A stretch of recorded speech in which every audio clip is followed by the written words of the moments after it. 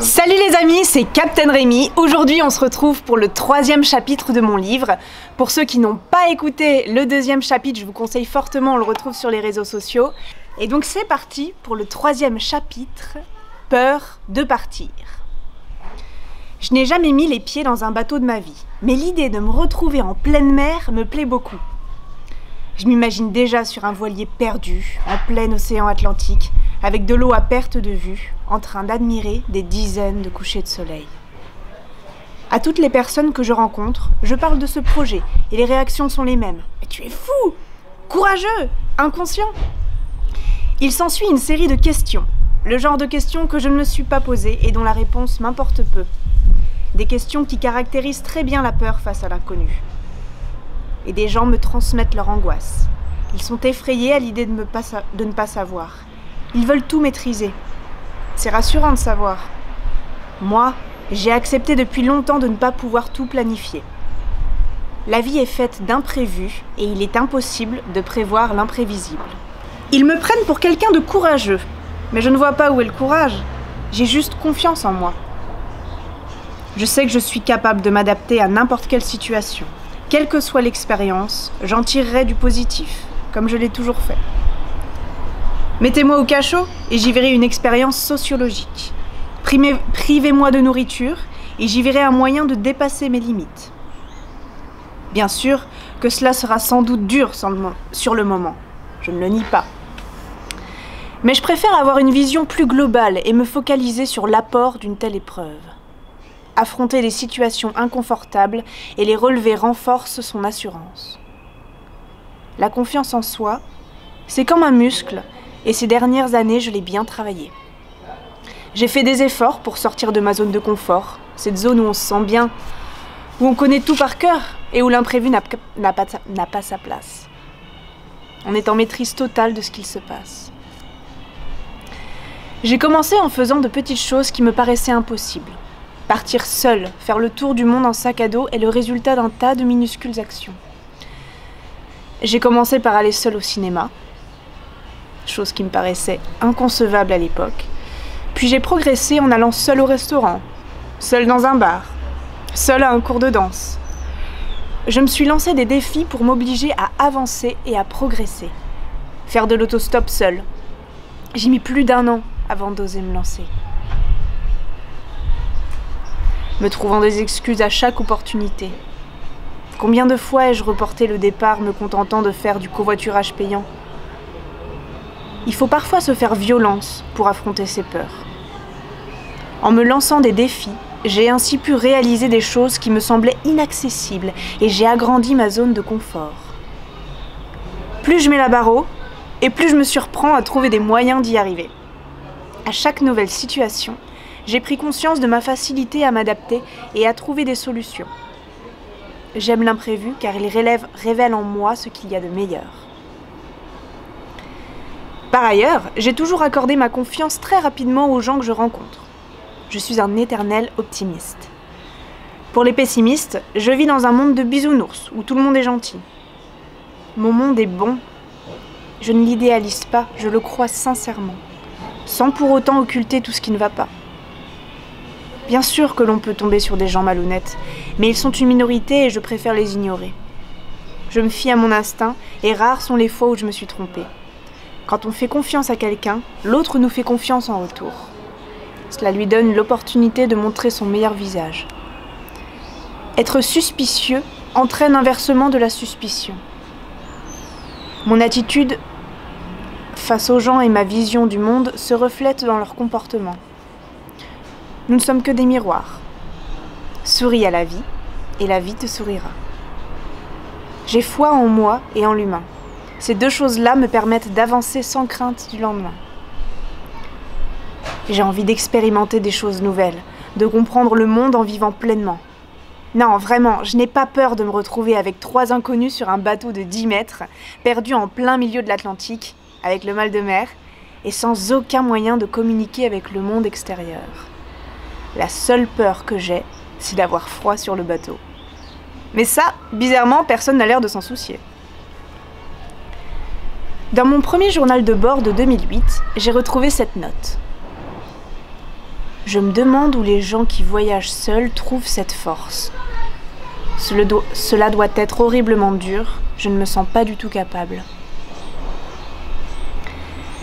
Les choses ont bien évolué depuis ce premier jour au long cours, depuis ce premier voyage au long cours. C'était il y a 8 ans. Maintenant, ça doit faire il y a un peu plus de 10 ans. Avec mon pote Nicolas, on s'était fait une promesse. Si on était recalé en master, on partait en Australie. Le résultat ne s'était pas fait attendre. Je m'envolais au soleil sans rien avoir préparé, me contentant de suivre mon camarade qui rêvait du pays des kangourous. Pour tout vous dire, j'étais un néophyte du voyage en sac à dos. J'étais même partie avec une valise remplie de mes affaires d'hiver. Cette peur du froid ne m'a pas quittée. Je n'avais pas compris que les saisons étaient inversées et que je m'apprêtais à connaître les températures les plus chaudes de la planète.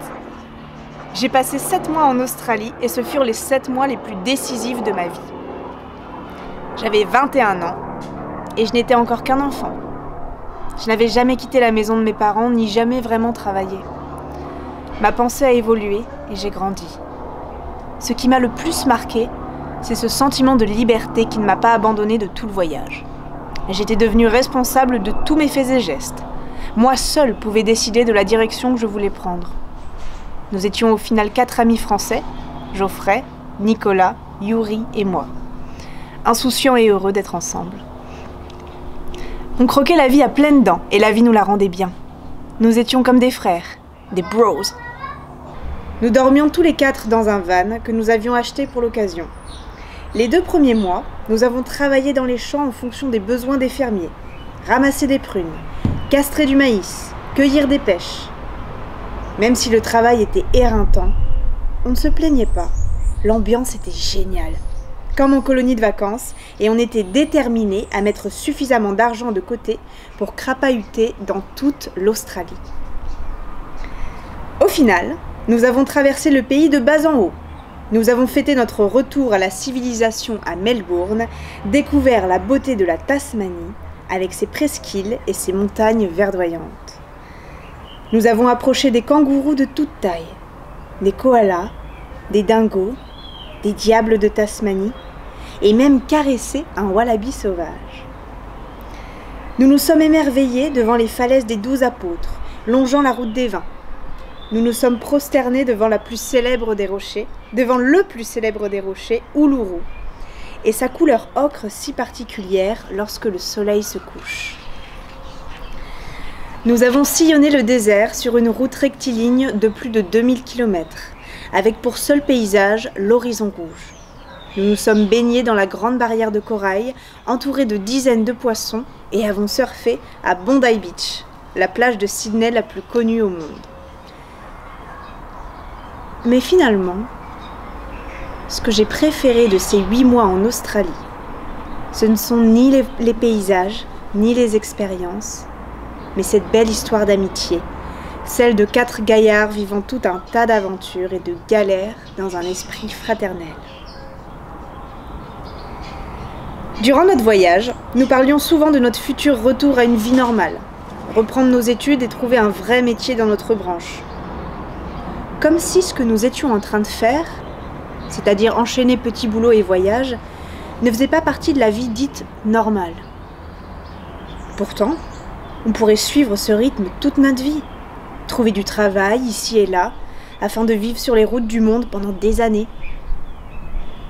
J'ai croisé des centaines de voyageurs au long cours, et leur sourire en dit long sur leur situation. C'est sûr que lorsqu'on habite en France, on ne rencontre pas beaucoup de vagabonds ayant ce rythme de vie. On est plus habitué à des profils classiques, formatés par notre société occidentale avec un idéal de vie défini pour nous. L'objectif étant d'avoir un CDI, une maison et d'être en couple. Et on essaye tous, malgré nous, de répondre à ces dictates. C'est ancré au plus profond de nous. Et se détacher de ces injonctions est épuisant. On nous rappelle sans arrêt ce qu'on est censé faire. Il me semble que le but n'est pas de rejeter ce qui nous est imposé implicitement, mais de faire un véritable choix en connaissance de cause. Savoir que d'autres chemins sont possibles est primordial. Voyager et se confronter à des vies différentes de la nôtre permet de comprendre qu'il existe une infinité de routes possibles. C'est une graine qui se plante dans notre esprit et qui ne fait que germer. Le retour en France, à une vie normale, n'a pas été évident. Quand on vit des moments aussi forts, cela marque en profondeur.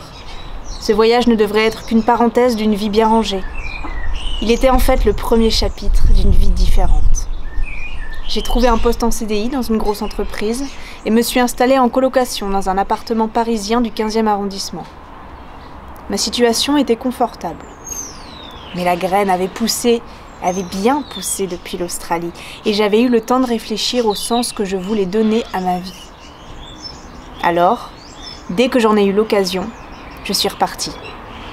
Le destin avait décidé de mettre une Australienne sur mon chemin. J'ai saisi ma chance. Démissionner de mon job et quitter mon appart parisien pour la rejoindre à l'autre bout du monde. L'Australie faisait partie de ma zone de confort et y retourner ne me faisait pas peur. Je n'avais aucune idée de si ça allait marcher avec elle. On ne se connaissait que depuis 4 mois et pour être exact, on ne s'était vu que 6 fois au total, avant qu'elle ne reparte en Australie.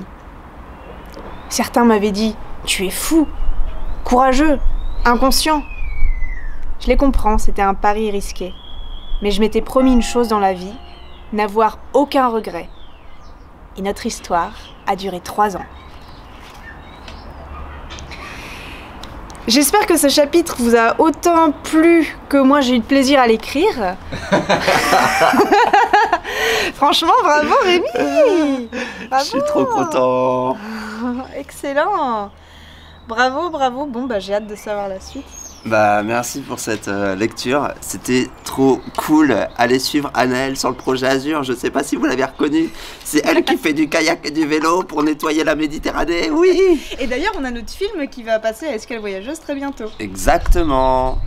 Voilà, merci encore à vous et puis à demain pour le prochain extrait. Ciao. Trop bien. Vas-y, attends, j'ai de prendre une photo.